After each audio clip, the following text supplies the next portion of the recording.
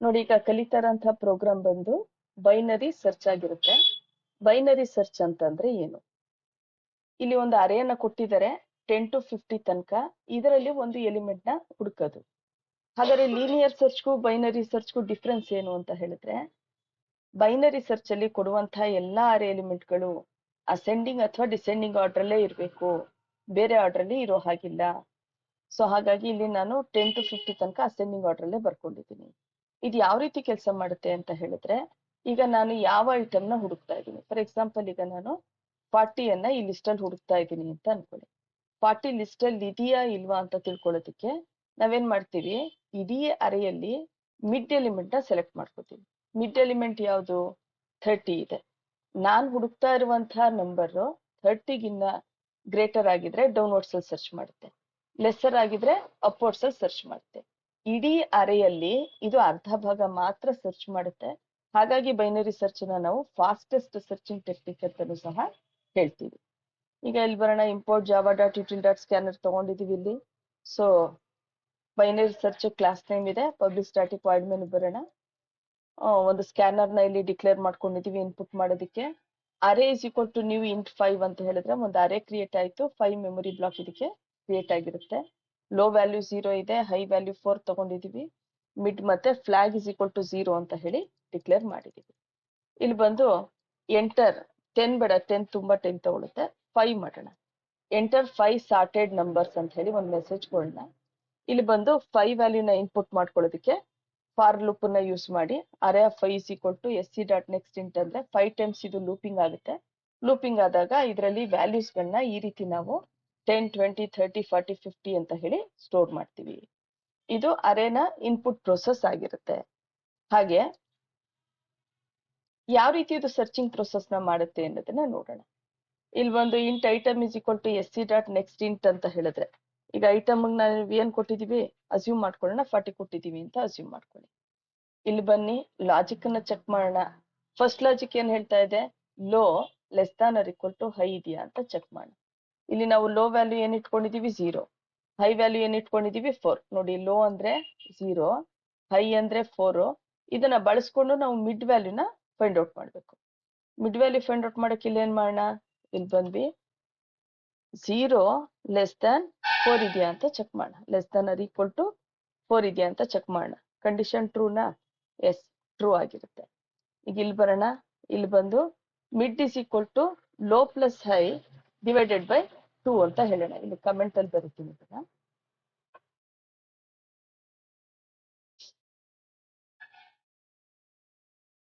ಇಲ್ಲಿ ಬಂದು mid is equal to low plus high divided by 2 ಅಂತ ಹೇಳಿದ್ರೆ, ಲೋ ವ್ಯಾಲ್ಯೂ ಎಷ್ಟಿದೆ 0 ಇದೆ, ಪ್ಲಸ್ 4 ಡಿವೈಡೆಡ್ ಬೈ 2 ಎಷ್ಟಾಗುತ್ತೆ 2 ಆಗುತ್ತೆ.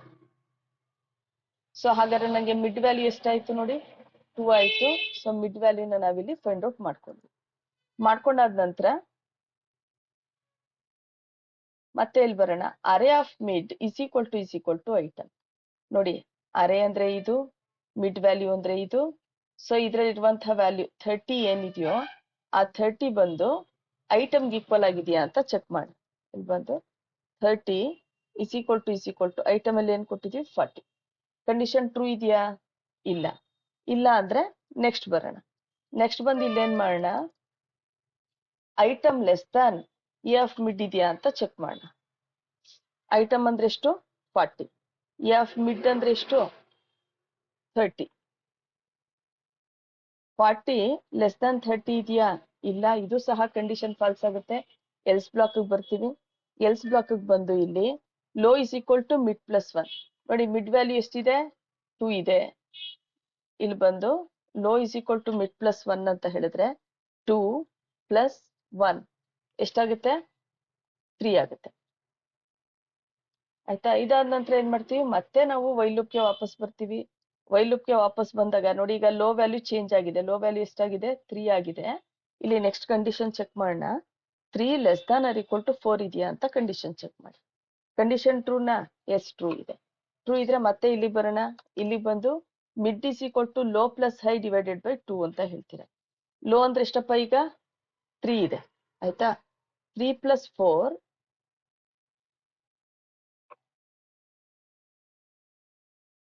3 + 4 ಡಿವೈಡೆಡ್ ಬೈ 2 ಎಷ್ಟು ಬರುತ್ತೆ? 3 ಬರುತ್ತಲ್ವಾ? ಓಕೆ. ಸೊ ಈಗ ಮತ್ತೆ ಇಲ್ಲಿ ಬಂದು ಮಿಡ್ ವ್ಯಾಲ್ಯೂ ಗೊತ್ತಾಯ್ತು ನೋಡಿ. ಇಲ್ಲಿ ಲೋ ವ್ಯಾಲ್ಯೂನು ಚೇಂಜ್ ಆಯ್ತು, ಮಿಡ್ ವ್ಯಾಲ್ಯೂನು ಚೇಂಜ್ ಆಯ್ತು. ಲೋ ವ್ಯಾಲ್ಯೂ ಎಷ್ಟು ಚೇಂಜ್ ಆಗಿದೆ? ಈಗ ಲೋ ವ್ಯಾಲ್ಯೂ 3 ಇದೆ, ನನಗೆ ಮಿಡ್ ವ್ಯಾಲ್ಯೂನು ಸಹ 3 ಬಂದಿದೆ. ಅಂದ್ರೆ ಎರಡೂ ಸಹ ಈಗ ಇಲ್ಲಿ ಬಂದು ಪಾಯಿಂಟ್ ಔಟ್ ಮಾಡ್ತಾ ಇದೆ. ಎಲ್ಲಿ? ನೆಕ್ಸ್ಟ್ ಹಾಫ್ ಅರೇ ಇದೆಯಲ್ಲ ಅಲ್ಲಿ ಬಂದು ಪಾಯಿಂಟ್ ಔಟ್ ಮಾಡ್ತಾ ಇದೆ. ಯಾವುದು? ಲೋ ಮತ್ತೆ ಮಿಡ್.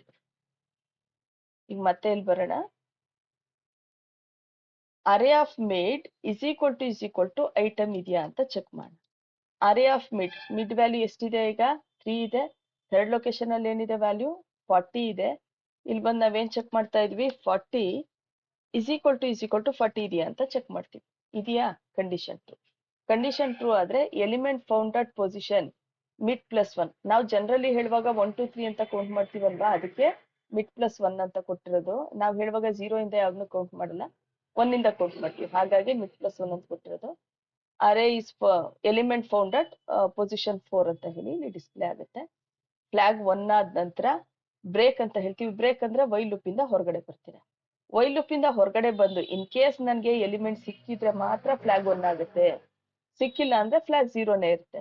ಹಾಗಾಗಿ ಸಿಕ್ತಾ ಇಲ್ವಾ ಅಂತ ಚೆಕ್ ಮಾಡೋದಕ್ಕೆ ಫ್ಲಾಗ್ ಏನಾದ್ರೂ 0 ಇದ್ರೆ ಎಲಿಮೆಂಟ್ ನಾಟ್ ಫೌಂಡ್ ಅಂತ ಹೇಳಿ, ಫ್ಲಾಗ್ ಏನಾದ್ರೂ 1 ಇದ್ರೆ ಎಲಿಮೆಂಟ್ ಫೌಂಡ್.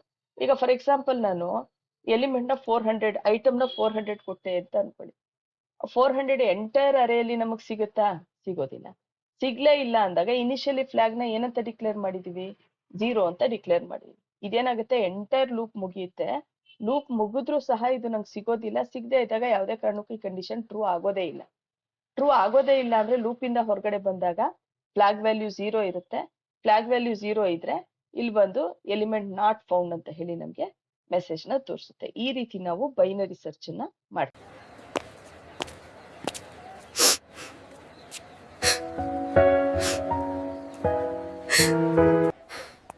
ಏನಾಯ್ತೆ ಅನು?